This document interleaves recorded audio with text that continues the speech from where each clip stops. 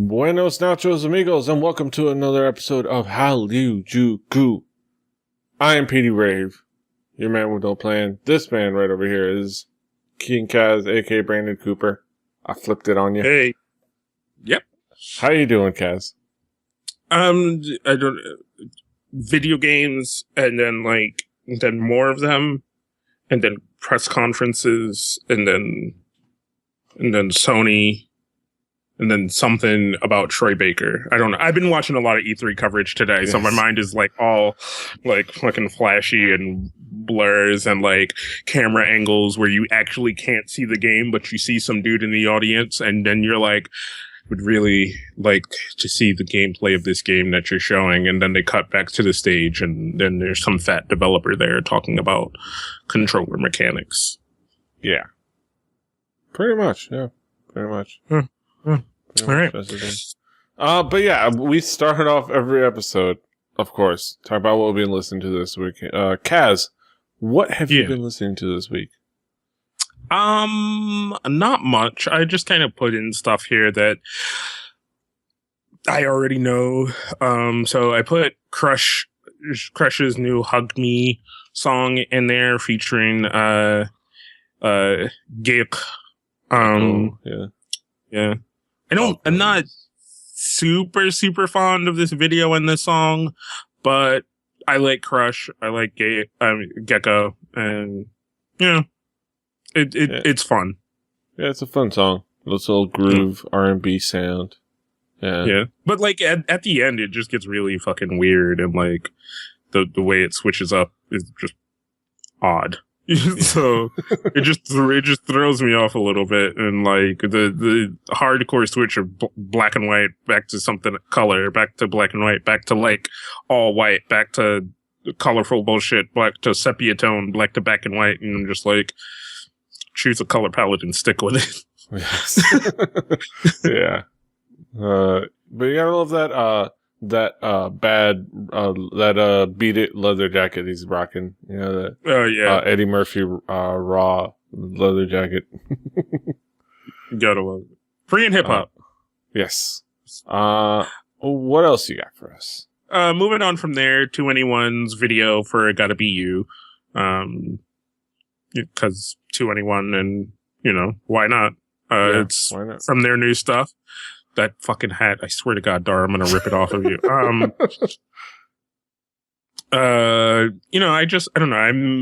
I love the new stuff from 2NE1. I really liked the new album.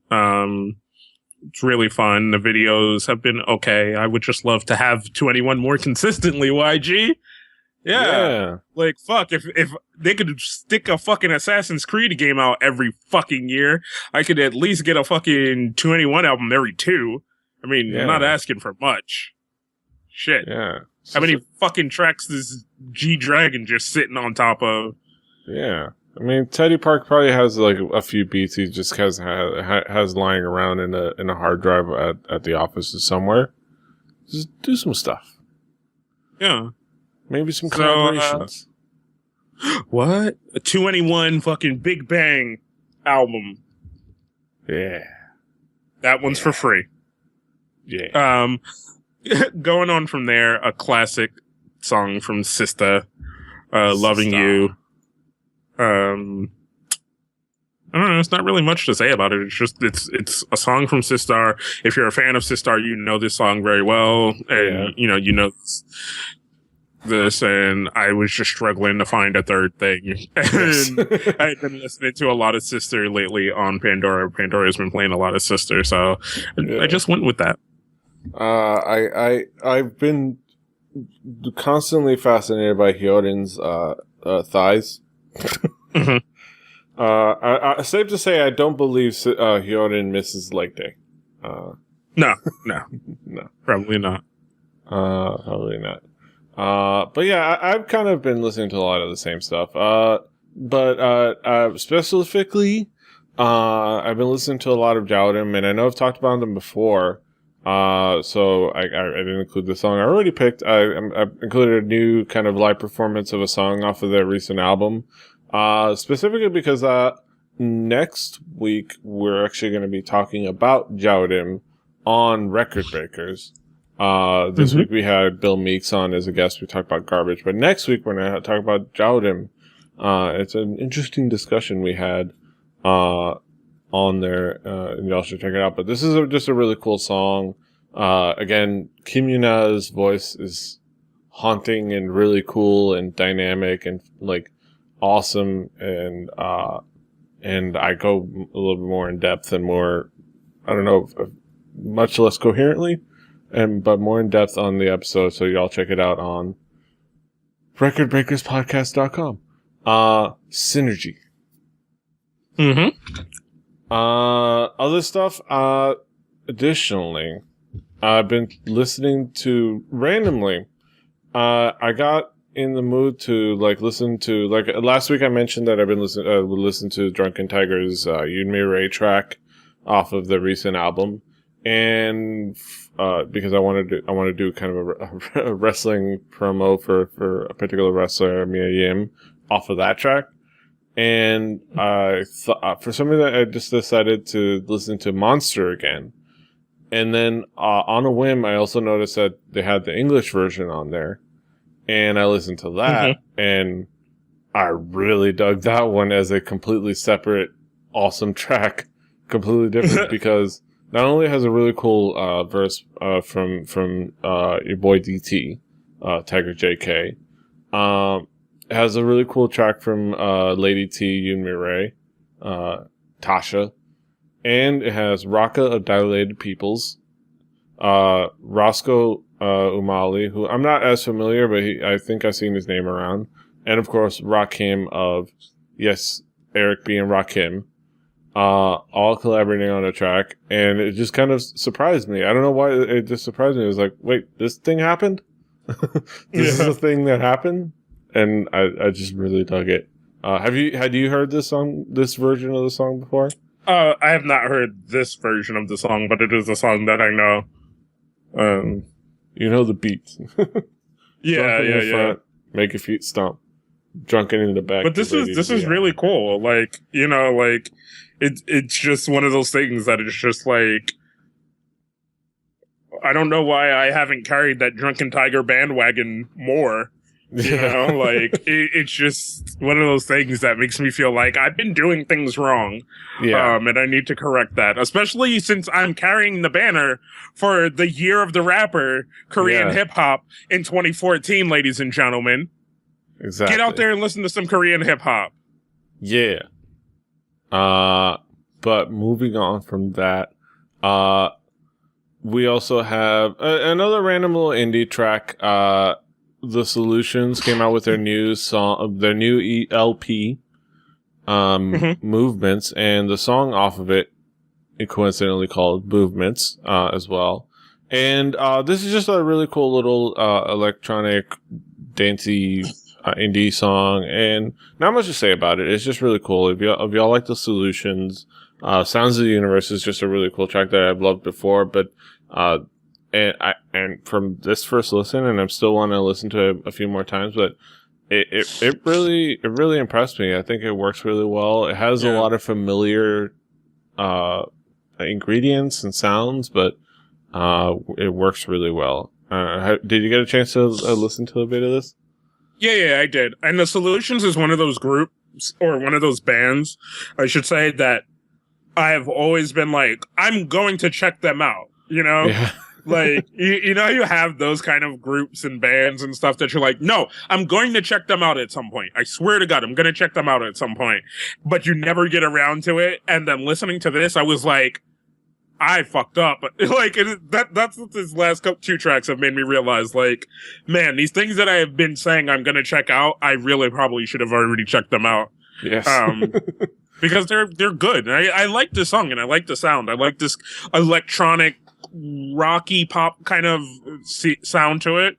It's really cool and I like it. And I want to hear more from them. And I'm saying this here, I'm going to check them out. And I mean it. I'm going to check them out. Yes. Really, really fantastic. Y'all should check them out. They're a really cool group, out of the, Happy Robot Records, a record label that, has put out some really cool stuff. But, you know, that's all for what we've been listening to.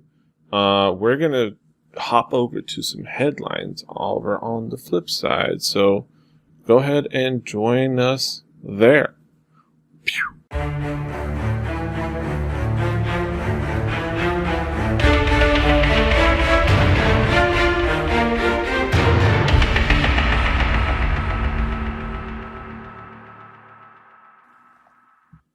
Hello, welcome back to Headlines. Here, again, I don't know where I was going. We got some headlines, we got some news and happenings in the world of East Asian pop culture. So a couple of AKB48 related headlines. First off, another development in the recent kind of scary happenings. We didn't really talk about it on the show just because it was like kind of a downer and kind of scary, but the attacks, the Saw attack by some, from my all accounts, an auntie or whoever it was, some nut job, attacking, I believe Marina with, Iriyama Anna, kind of, caught up in the ruckus, trying to help protect her bandmate. It's the motherfucking ruckus. I'm sorry. We get gangsta. And it was kind of a scary. It was a super scary moment. Developments were super scary. But now we actually see AKB48 is going to implement some kind of the quote unquote airport level security at their theater and events, where they're going to have, I believe, they're going to have more security guards. They're going to increase the security guard force from 8 to 17. Bags are going to bags were placed in lockers before entering the theater. You had to take out your belts, your coins, your watches. I don't know if you had to take off your shoes, but you had to go through a metal detector. And they left the front row empty. And they're really taking the security thing seriously. And it's kind of refreshing. Of course, it's worrying how long, if it's something that will last. You always worry if it's something that will last, but it is still refreshing to see that they actually are taking some measures to protect these girls, these human beings that we have to remember are human beings that deserve to be protected from, crazy people. I think it's one of those things because of the fact that it's always, hold on, let me fix the camera. It's always been one of those, their events and their shows and outside of the stadium shows have always generally supposed to have been this really relaxed, cool thing. And their whole shtick was on the girl next door kind of thing. The girl you can meet, the girl you can go and you can shake her hand and you can talk to and you can do all of these things. And I think even in that, the girls, the security, the management, those people have kind of become relaxed to that, even to the fans to a certain degree, Yeah. Because there's just a different appeal a lot of the times to Korean and Japanese fandom or whatever. Yeah, you have your psycho fans, but it's not generally as much as it is in kind of the American culture, the Latin culture, and other cultures, So these things don't happen a lot. People get mobbed and these kind of things, but you hardly ever get the danger element very much. It happens. It has happened in the past and it can probably continue to happen just because there's some sauce things down there. And then, the EXO guys will tell you that they've got some people that'll probably, get a little too close to for comfort. Yeah. Right.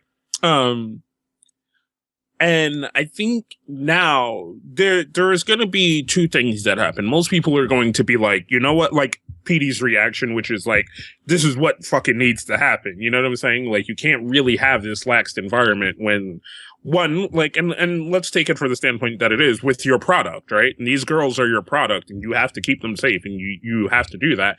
And yeah, you want your fans to feel like welcomed and loved and all these kind of things. And for most people, they're going to take this as like one bad apple is fucking it up for everybody else, But you got to realize like this is just kind of the the due nature of these kind of things. Like, that was a really scary, fucked up thing that happened. And you gotta take countermeasures to something like that. Yeah. And like, while for some people, like, there are gonna be people who are like, I've been coming here for years and this is how I'm gonna get treated. Like, it's not aimed at you. It's not aimed at that. And it's not this like overzealousness thing, you know? You just gotta really take it for what it is. And it's trying to make sure that these girls are protected in the best possible way while still giving you access to them the best that you could, you know? Yeah. Well, still being, you know, having the performances, still having that some sort of intimacy. And I think it's something I hope there's a consideration and a balance, and of course, you know, they don't act like TSA agents. The last thing you want is them to behave like TSA agents. But sir, I'm gonna need you to step out of line. I'm gonna need you to step, sir. I'm gonna get security. This dude with the headphones on isn't hearing me. 4 rows back. Yes. But I think if they can strike a balance and be mindful, I think it could work out. But you know, moving on to more interesting, exciting, kind of fun news. There was an election. We got election coverage here on Hallyujuku headlines. We go to our correspondent Brandon Cooper, aka King Kaz, out on the streets with the election news and some info and some analysis. What do you make of these results? Yes. Okay. We're here out in my house talking about the election news for AKB48. Anybody who follows these knows it's a big live event. Everybody watches, everybody votes, everybody does all these things. You vote for the most popular girl. So I'm going to go through just a couple of the notable ones, starting at I guess the bottom. Marina is down here at 16. As I remember, I think she may have dropped it. Actually, no, she went up a few spots from what I remember.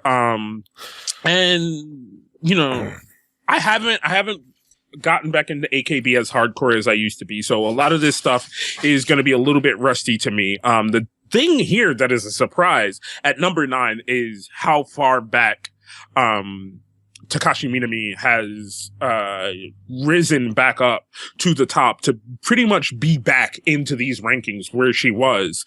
Because, as you know, a lot of people know she got caught up in a scandal, I think 2 years ago now, had this the big drop where she got put back down to a trainee level, shaved her head in a YouTube video. There was like a lot of crazy shit that went into that. So to see that she was able to rise back up this far, this fast, it just goes to show how much the fans and how much love and attention she can garner.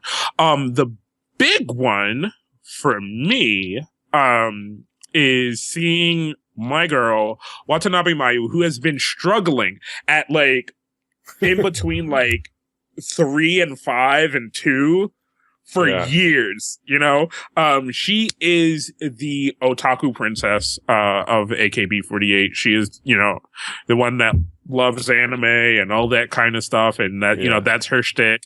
So you would have thought she's always been near the top.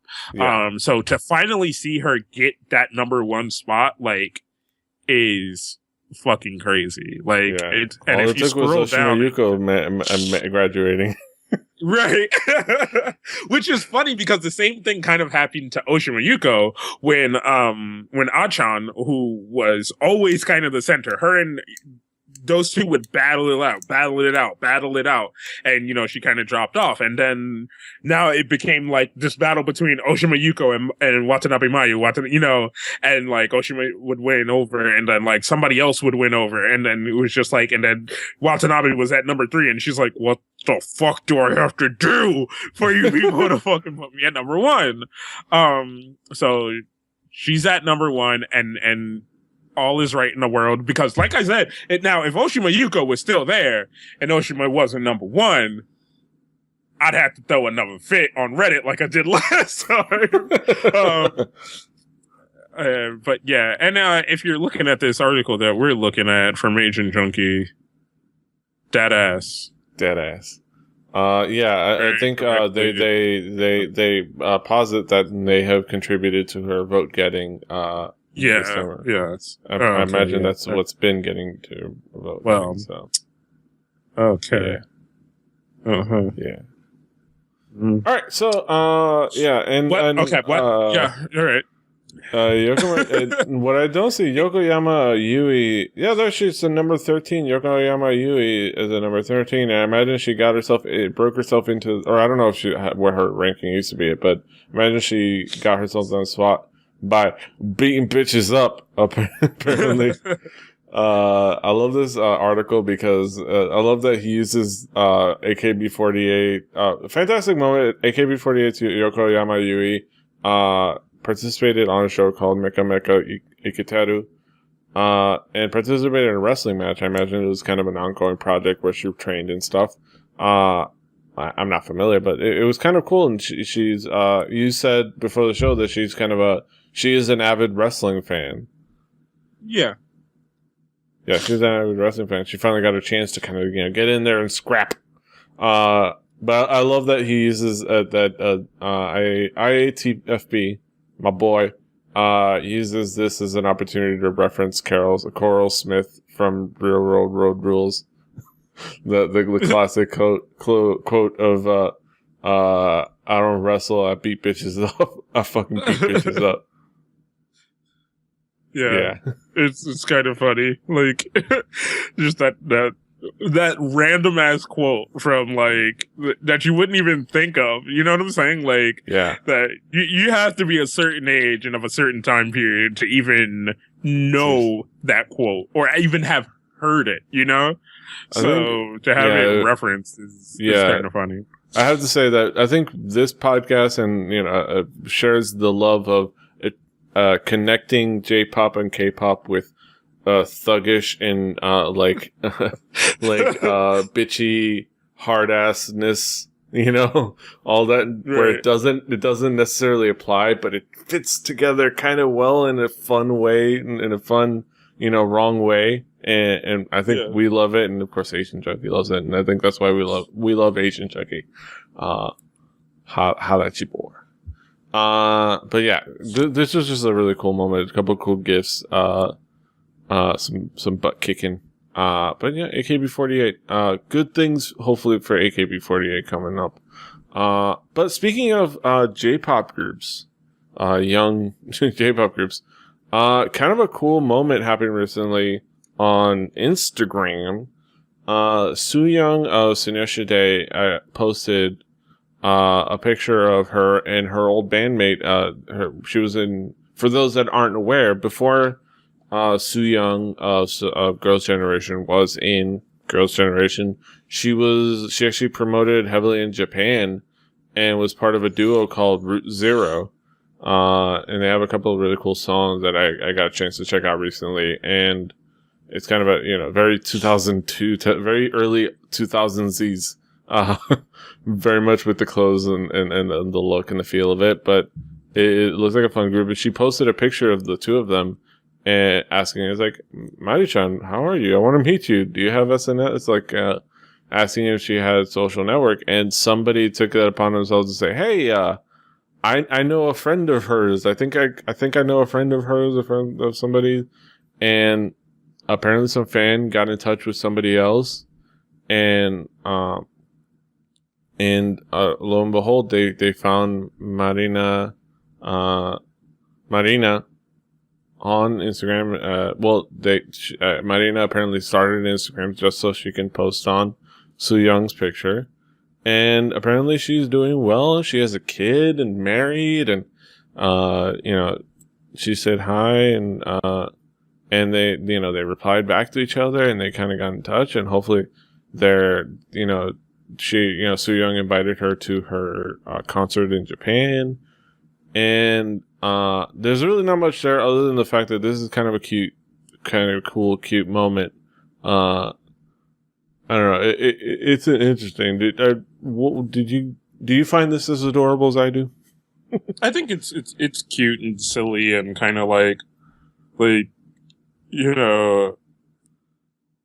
don't know. It's just so it's so perfect. You know what I'm saying? Like it feels tainted in a little ways. You know what I'm saying? Like this can't be this perfect. Is she about to do a drama? Is there like about old connections? Like what the fuck? Are you promoting something? What's going on? Like you know, like did they just get a deal with Instagram? Is that what happened? Like is Sunny Shade promoting Instagram? Like somebody tell me something. I'm scared. Oh god, you gotta love those hats. Look at them. That's early 2000s. Look at that. That's fashion. But yeah, it's just kind of a cute moment. It was really cool. I liked seeing that. Hopefully, they get in touch and you know, because she may have seen yesterday, but she did really do. She got her start, you know, there, and old connections are good. But yeah. Just a cool moment. All right, moving on from that little fun aside. We had our, as some of you may recall, we had our fun adventure immediately reacting to U-Kiss's notorious video for quit flirting or quit playing. And apparently, people's minds don't flip as fast as ours. Because we went instantly from, what the fuck did I just... Oh, okay. No, never mind. Yeah, it was like, what the... It was like, okay. I see. That's okay. I get your point. What do you mean I can't have fish sticks with that? Oh, you don't have fish, so you can't make fish sticks. Understandable. Okay. All right. Apparently Kevin got... there's been a lot of flack, and it's something that you immediately reacted to reading the comments. That on the show last week, a lot of people giving them flack over the sexy concept because let's face it, the reason is because Oppa's touching another girl and it's not them, you know. Let's be honest. Because if they were just standing there shirtless, rubbing up on themselves, or let's face it, each other, they'd be like, "Oh, Oppa's so sexy, such great sexy concept," but because there's a girl involved, it's scandalous. And who's that bitch? And he proceeded to apologize on Twitter to kind of, you know, absolve himself and say, you know, we don't really have a lot of say in the matter, and you know, it's not really, it doesn't reflect me as a person, blah blah blah blah. You know, I like the translation from Asian Junkie.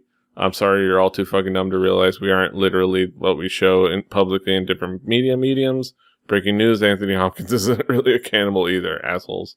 And I understand that it's something I guess he felt he had to do, because one thing, Kevin is a devout Christian, so he probably did have some personal objections to all the sexy sexness, you know, the two members of his crew being on the on-ramp to an Eiffel Tower.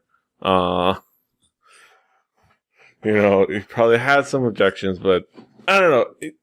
The fact that they had to, like, I was like, don't apologize. You don't gotta apologize the goddamn thing. And I don't know. How do you feel about this? On the off-ramp to the Eiffel Tower. Yes. I don't know. I think I said everything last week. It's just like, it's one of those things like I initially flipped out because it was just odd, you know, to see from that group. But then once that went away, I was like, this is a sexy concept from a bunch of boys. Oh. It just, the threesome throws off, but I think we understand, like, the sexy concept, maturing of the group, and we understood what it was. It may not have been our cup of tea, and the song, you know, is okay. You know, I think I want to listen to it again. But you know, the song's okay. But we can understand why it exists, and we're certainly not going to say they shouldn't do it. But no, why, Kevin? Why you gotta apologize? I will say that I did include a Soul Beats article that did raise some interesting points on the fact that they're kind of that if you actually see the lyrics, they're kind of slut shaming this girl. You know that the girl that they're singing to, saying no, don't flirt with the other guys, don't flirt. And really, the only thing you see of the girl in the video is just a single girl, kind of just engaging in sex on her own terms. And I'm like, and you never get the impression that we're supposed to be mad at the girl. But apparently that's apparently the point, the message of the song. We're supposed to be mad at the girl. Oh, is it? I really need to start reading fucking translations for songs I don't give a fuck about. Yeah. Yeah, apparently it's like, and they call her, they kind of call her out on being flirtatious, and of course we don't know the lyrics, so to us it's like, hey, this girl's she's flirting, she's just kind of having a good time, whatever. Do you think, boo? Go on with your bad self. But it's definitely an interesting read. I threw it in the article as well, on another take of it, but. If you could knock it for that, but what it's getting knocked for, no. Let the idols grow. Let your idols grow.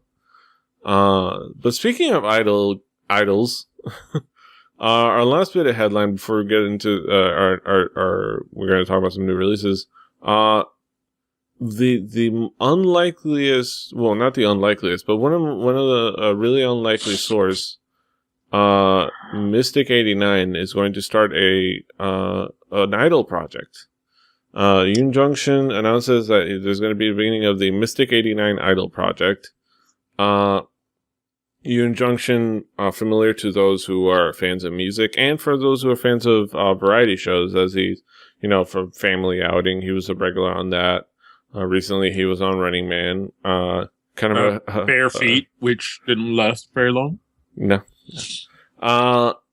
But he's a fantastic singer-songwriter, and Mystic 89 is a label that's known for singer-songwriters, talent singers, not necessarily an idol, label, but they're going to do an idol group. Would you be able to speculate what kind of idol group they would create? If anything, it's going to be either going to be straightforward cookie cutter girl group, boy group, a girl group or boy group, not a girl group and a boy group at the same time. They tried that with, I think with Big Bang in 21 or something. Three to five girls or 3 to 5 boys at the most, and it'll just be sexy cute boy thing. You know what I'm saying? Like, I said boy twice, and one of those times I meant to say girl. Yes. And it'll just kind of, I don't know, it'll just kind of be standard bullshit, but with probably really good songs. Yeah, it's probably going to have some really good songs. It might be vocal-centric more than, say, dance-centric, probably, if anything. But, I don't know. It's an interesting source of an idol group. Like, you wouldn't really think of Mystic 89 as getting into the idol game. But, there's probably going to be some good material from that group. If not unique, charms from the group, but we'll see. It's too early to speculate on any of that. So we will look forward to that. But for now, we've got a lot of new releases coming up, so we're going to do a little transition and go over, and we're going to talk about a nice slew of new music. So new shit. New shit. Street official. So join us on the flip side.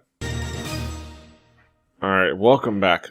We are here in our traditionally what we like to call our Hallyujuku Talks segment. And this time we're going to talk about a slew of new releases. A couple, few interesting tracks from here and there, and a couple of big time releases. But first, a little smaller release. Our girls, What's Up, released kind of a World Cup hype track. World Cup hype track promo song. You know, Koreans love their soccer. Yeah, they love their soccer, and they're getting ready to, well, let's face it, get their ass beat by Russia and Belgium, but God damn it, they got booked bad, but the Book of Man holding them down. Put Russia and Belgium in the same group. Come on. It's not as bad as USA having Germany and like who else? Like another like major group. But yeah, besides that, okay, moving on. What's Up decided to release the song Fire, and it's kind of the ridiculousness we all know and love of What's Up. Did you get a chance to check out this track? I don't like it.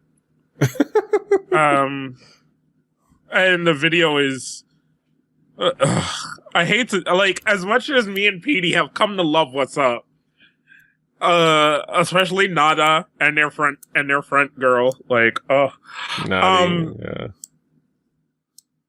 It's so shitty and the video is so lazy. And I don't know. Like, that's all I can really say. I don't like the song, and I think the video is lazy as fuck. I will say, yeah, it's kind of ridiculous. I know on some level, and the Asian article, they point out that they make a point of just being as ridiculous as possible, but, yeah, it's kind of just spat out in, randomly, and kind of, there's not a lot of effort, and I'm like, I saw the behind the scenes teasers of them recording the little soccer things. I'm like, they're gonna, when they actually record it, they're gonna do more than just that, right? And I'm like, yeah, that's just like some random B-roll. They're recording the real stuff later. Like, no, they really are recording all the video that lazily. I'm like, all looks so silly, and it should be silly. It should be fun. And I think the track, it can be enjoyable, but it also could also be off-putting. I mean, it has like it's goes full-blown ridiculous on the song and the video, and they're just there to kind of be sexy, and I will give them that. Yeah. On another note, also, they definitely bringing in the soca vibe. As in the style of music, soca, because they are definitely, it is no accident that two of the girls are wearing Brazil jerseys, and it's not just to be goalies, it's because they really do have an audience in Brazil. Like, go to any of the girls' Instagrams and read the comments, and you see a whole lot of Portuguese, whole lot of Portuguese, all they are pretty they're building some steam in Brazil, and they're definitely playing to that audience on some level. So for all intents and purposes, this isn't even for us. This isn't even for us. We'll just wait for the real comeback later. Let's just hold on. Just wait. They'll have a real comeback later with a better made track with a more fun video that they'll actually concentrate on. But overall, it can be off-putting, but it's a fun ridiculousness. But we still love What's Up.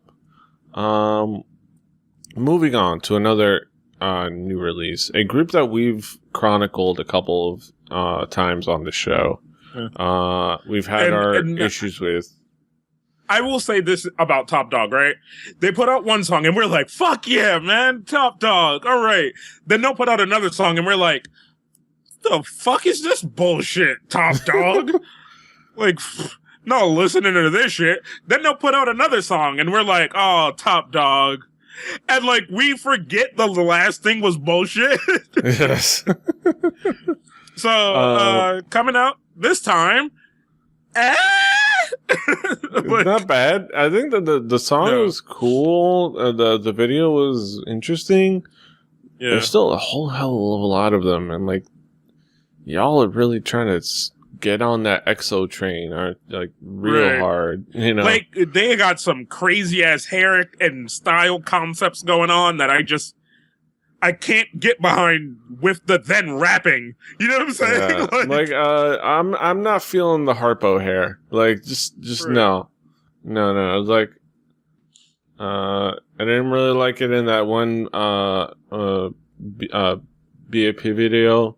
No, was it BAP? Yeah, it was BAP. Hurricane. I didn't like it when it was the one dude from BAP with that same hair, and I don't like it here. It's like, no, you should not curl your hair like that and be blonde. Like, no. Right.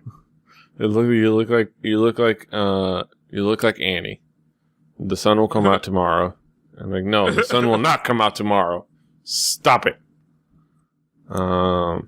But overall, kind of an okay track, and it works well. It's a lot of the, a lot of the tropes of the, the boy groups, the intense hand motions and the, signaling at the camera and I'm going to say that. I'm going to say this, right? And this is going to be weird, right?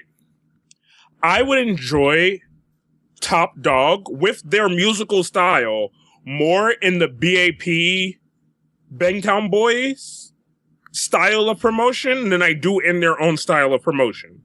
Because they're promoting themselves more like EXO, who does the mixture of rap and singing a lot better than Topp Dogg does. Because Topp Dogg is a lot more rap, Yeah. So I think I would enjoy Topp Dogg more in the BAP kind of, or even the Alphabet like kind of promotion style. Yeah. Like, I think in that I would enjoy them more. But yeah, but I don't. It's not bad. It's not catching me again. For me, like I said before, it takes exceptional. An exceptional group to kind of get me into a boy group, just because I can dig on a cute girl group, just as a cute girl group. But for boy groups, that you kind of have to step up your game to get me. Which, granted, none of them are really interested in getting me, but there's a reason. Like Big Bang stays really high for me and PD, and then something like Super Junior stands the test of time, even with switching members. You know what I'm saying? Because they have their concept, and they're grounded in that concept, and they understand it, and they understand their members, and they understand how to promote each individual member. Even in something like Super Junior, like we could sit here and say, like, yes, there aren't that many members in Big Bang, and all of them have their own individual concept that works well as a unit. You know what I'm saying? Yeah. But a lot of that is their own personalities as well. Yeah, and like even like EXO, I'm just seeing, a couple of members in variety shows, like seeing Chanyeol and Roommate. I'm starting to he's winning me over. He's kind of a charming kid. And when you see him on shows, you when you let them, you define their personality and you try to define them well. And I hope, but which is not to say that Topp Dogg isn't doing that or hasn't done that. I think they have a chance to do that. I think that's the main focus that they should have going forward, is to define the individuals, which, again, we're not necessarily following them, so they probably are doing that just fine. They've got their fangirls that probably have their, their bias. They've picked out their bias and they're going to follow him. But I think I'm looking forward to maybe, having opportunities to see their defined individual characters. And them stepping their game up. I think it's good, but not great. Probably not going to be on my constant playlist. And I'm tough on boy groups. All right, so move on to the big one, to one of the big ones. Let's both All right, so let's talk about this. Okay, first, so Peter. I think we have to do one thing first. So the big thing is that Snoop Dogg was kind enough to have our buddy Psy feature on his new song "Hangover," and which he premiered on Jimmy Kimmel. It's a very fascinating video. A very fascinating new direction for a Snoop Dogg song. And I love that Psy that he's working with, collaborating with new artists like Psy, and had guys like G-Dragon and CL in there. I think you said it backwards. No, it's a Snoop Dogg song. It's a Snoop Dogg song. No. Psy is what? No. What? It's Snoop Dogg. It's Psy featuring Psy is the main artist on the song. Are you sure? Featuring, yeah. Says it right there in the title. Oh, I thought it was a typo. No, no, but all right. So, I think we both have to make an admission here. Yes. When we first heard this, we both kind of shit on it, just a little bit. We were like, "Man, this gonna be dumb as shit. This ain't gonna rock no parties. You ain't gonna be bumping this." I played it 6 motherfucking times. I think your reaction is that I when I first heard it, I was like, it's when we first heard that this concept was coming, we both went, I think we were worried. I was worried and optimistic. And we saw some teaser images that, I knew it was going to be a fun video. Because, you have Snoop Dogg and you have Psy and you have ridiculousness. But let's get into the actual video. So it's a song. It's a very hip hop centric song. It's very, like I said, it features a lot of Snoop Dogg. Definitely features a lot of Snoop Dogg and a lot of him rapping. As a insular song, I think there's a lot of it that works really well. There's a lot of it that kind of turns me off. Like the hangover, I think can be a bit much. And it's kind of a little off-putting. The video is fun, but it's very disjointed. I guess, it's supposed to kind of be disjointed just because, it's wild, crazy, drunken night. I love that there's so many, Snoop Dogg just kind of nonchalantly drops a lot of marijuana references because that that means that it's just going to get banned in on KBS and SBS and NBC and all those stuff because weed is a no-no, and them funny cigarettes are a no-no in Korea. Because ask G-Dragon about how people feel about the marijuana in Korea. He had to come up with a lame ass excuse about not knowing what that funny cigarette came from. But it's Psy and Snoop Dogg, and I will give it this. It kind of as much as Psy said he wasn't going to, it very much exists to appeal to the Western audience. A. But B, it is very Korean. At least it is very identifiably Korean in a lot of the jokes and moments and things that especially the visual jokes. Yeah. They don't, and not even just things the West knows about Korea, but things that are identifiably Korean, like hangover remedies and noraebang and the house GD sings at the noraebang, the whole all those hand movements, that shit Koreans understand. Doing all the shit with a mic motherfucking Taeyang can't do. Yes. Learn how to hold a fucking microphone. Yeah, no. They stopped giving him mic. That's why they stopped giving him a microphone. You know that. But you know, all these that, you know, slapping the back to help somebody, you know, thrown up, the bombs, the soju bombs, you know, like, and we're very skillful little soju bomb train. You see eating ramen, head hangover remedy. They're up in the jjimjilbang, you know, like, it's very Korean, and I like that they stuck with their guns. Psy did stick with his guns of representing a very Korean drunken experience, hitting on a couple ajumas, you know. But it's one of those things where I go back and forth. And there's nothing more adorable than seeing Snoop Dogg skip with an ajumma. Skipping with an ajumma. It's like, oh. And, you know, the amusement park rides and whatnot. I like that. But the core of it is the song. And the song has a lot of good moments, but has a lot of off-putting moments. And not a lot of it ties together really well, honestly.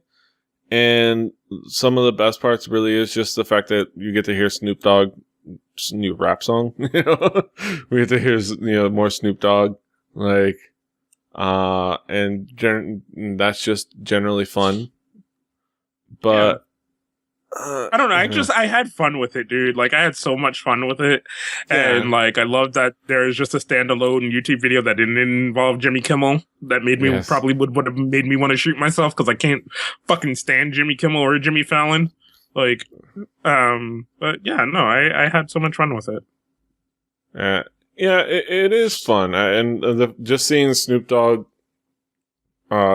participate in a very Korean drunken night out. It is kind of super fun. I wonder if he just wandered down Itaewon, people would just assume he's some Nigerian dude.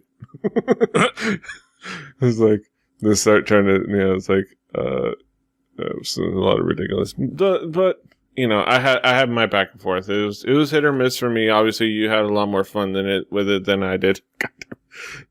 The delivery guy, but And one thing I will say that it's gonna be viral. It's gonna be a huge hit, and it's gonna annoy a lot of the insecure Psy is making K-pop look like a joke people that need to kind of get the stick up out their butt. Because like, I'm sorry, but K-pop is a joke without Psy. The lip rubbing and the, you know, it already is a joke. You don't need to protect it. It's not this sacred thing y'all need to protect. Like, it's just pop music. Accept it. Learn here's the sentence for y'all to learn. I like this bubblegum shit because it sounds good to me, and that's okay. I listen to this bubblegum music because it sounds good to me, and that's okay. And if you don't like it, fuck off. If you don't like that, fuck off. Yeah. Exactly. It's sad that I know every lip rub. It's yes. Yeah. Yeah. Moving on to somebody else who probably knows every lip rub.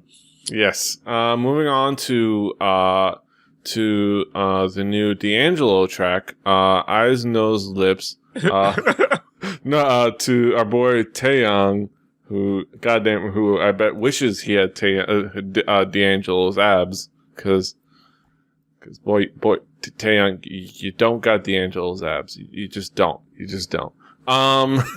With his release, a couple of releases, he got his new album, finally, is out, Rise. I haven't had a chance to check out the full album. We haven't gotten to it yet. I will. And I think we'll probably take some time to actually talk about the full album. But he did come out with 2 new videos, because the second one just came out. First, for Eyes, Nose, Lips, Noon Call Ip. And he certainly gets his D'Angelo on. What was your impression of the video? I like it in a video as a concept of showing off Taeyang and giving it a chance to really make the song kind of emotional. Yeah. But then there was an explosion. Yes, there was fire. Then they had to sing a song and be emotional, and then they lit shit on fire. They lit stuff on fire, and that's always fun. And I think if it stayed in the kind of like half quarter, then to like kind of 3/4 reveal, and then him dancing a little bit, like it is at the end. If you like kind of skip to the end, he kind of dances around a little bit. Like, I think if you did that and stuck with the fucking kind of D'Angelo concept that you start out with, I think I would have liked it more, because the song isn't that bad. You know what I'm saying? I actually kind of enjoy the musical tone of the song. Yeah. But the video just takes this disjointed jump with the whole banner being on fire at the end, you know? And I don't know. And then like the snow out of nowhere when you can clearly tell he's in a fucking warehouse. Yes. Like I don't like, did somebody leave a bay door open in a warehouse and then it just like snow came out of nowhere? I don't know. But yeah, like it's just one of those things that like if you kind of stuck to this really basic concept, I would have been amazed, and I would have really, really, really liked this video. Yeah, I would say I dug the fire a little more, just like fire. But I liked it as the culmination of like his last emotional outburst, like, bah! You know, this is how I'm feeling emotionally. I'm gonna light shit on fire because I'm feeling like, you know, I'm thinking about your love and stuff. And of course, you know, Taeyang can't let a ballad go through without, you know, without them body rolls and like those like R&B dance moves, just because he's Taeyang. But I dug the fire a little more, but I definitely see what you're talking about, where they kind of could have stuck with just him, sing that single one shot, without the fire. Bam! And I think the explosion may have just been the only way they could have lit that billboard on fire and had it burn as quickly as they needed it to. Right. So that could have been just a logistics thing, but yeah, I definitely see what you're talking about, where it could have been a little more simple, a little more focused, but they lit stuff on fire, and I have to say I enjoyed that. But additionally, we also got another release. We got just like I think a little while ago, 1 a.m. another song off of the Rise album, and that one was a little more involved in that video, also making out a little, you know, again more of that classic Taeyang R&B ballad stuff that we didn't get with Ring-a-Linga, as fun as that track was. And did you get a chance to check out this video? Yeah, it's kind of standard, like, breaking up with your girl, partying kind of video, you know, like, kind of a disjointed life video, you know, like, you don't really know what's going on with your life kind of video, but, the very obvious sign in the back, lies, 24/7, like, subtle imagery. I kind of like it all over the place because it seems like it's supposed to be all over the place. But I'm still not sure on the song yet. I need to listen to the song more, and I think I need to have one of those moments where I just listen to just the song. But, you know, as a video, I think it's pretty cool. But there was also that moment where I went, oh, I'm watching Crooked by GD, except not as fun. Yeah, no, not as like ridiculous and fun. Yeah, but yeah, the song's okay. I didn't get a chance to really listen to it. I want to listen to it more.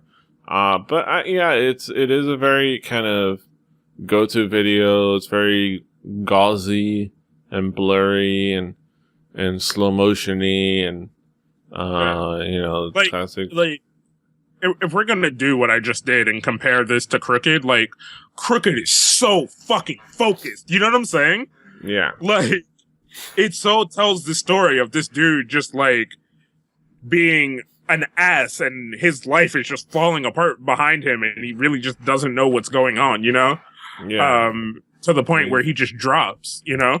Yeah. To kind of mask his pain with being kind of a jerk and partying and running and ultimately running. Right. Whereas this, you're just not really, you're like, are they breaking up? They're staying together? Do they not really want to be together? Is he just like fucking crazy, you know? Like, and that goddamn fucking like hairnet he has in both of these videos. I don't know if anyone else noticed that, but he's wearing a fucking hairnet in both of these goddamn videos, so it looks like he's about to go to work and change his clothes and flip fucking burgers. Like, yeah. Or put on clothes. Yeah. Right. It's like is that Cook? Is the Cook there? Is he wearing? He's not wearing a shirt. Why is he not wearing a shirt? It's like, I'm sorry about that, sir. We try to tell him that he has to wear a shirt while he cooks, while he flips burgers, but he just says that's his personality, that's his image. Did he just do a body roll? Did he just do a body roll into a spin? Yes, sir. I believe he did that. He says that it's all part of his image and part of his mystique. I don't know why. Is he popping and locking while he makes my fries? Yeah, I'm not sure why a fry cook needs mystique or an image, but he insists on it. I mean, all the food ends up absolutely delicious. So I mean, if you can bear with it, it's gonna be a good result. But I can't. I'm sorry about that. But no, yeah.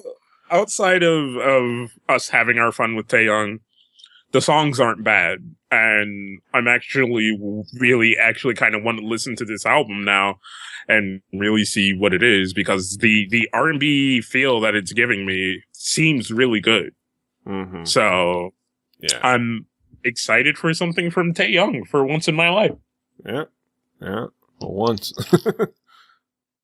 Who knew? What does the world come to? Yeah. So yeah, Taeyang, I hope we're gonna talk. I think we're gonna try to make a chance to listen to the whole album and maybe give on our thoughts on the album as a whole. Kind of give our record breakers-esque breakdown of it. So look forward to that. But that's it for us. Kaz, what is going on in your neck of the woods? I'm still editing a lot of photos, and there's a lot of preparation for Otakon coming up, because I want to make conventions way more photocentric and try to make that a part of my life. Other than that, like, keep checking the about.me/KingKaz, keep listening to all the podcasts, look out for hopefully stable internet for streaming, because with all the slew of games coming out and the amount of consoles that I own, I don't understand why I am not streaming. But at least one of those devices over there can automatically stream to Twitch. Yeah. So we just need the internets. Yep. Internet. But yeah, about.me/KingKaz, about.me/PDRave. Most of what I've been doing lately is playing a whole lot of Rogue Legacy.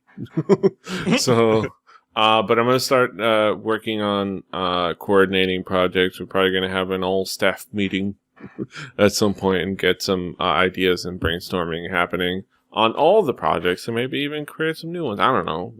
You never know. But look out for that stuff. Just follow the show, Hallyujuku, kpoppodcast.com. Check out the Twitter, iTunes, Stitcher. We need to start using that Twitter a lot more. We need to start using the Hallyujuku Twitter a lot more.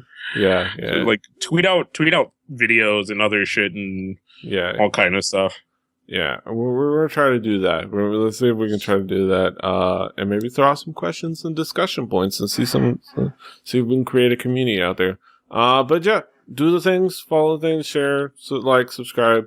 Until next time, hasta los huevos. Fighting. 안녕.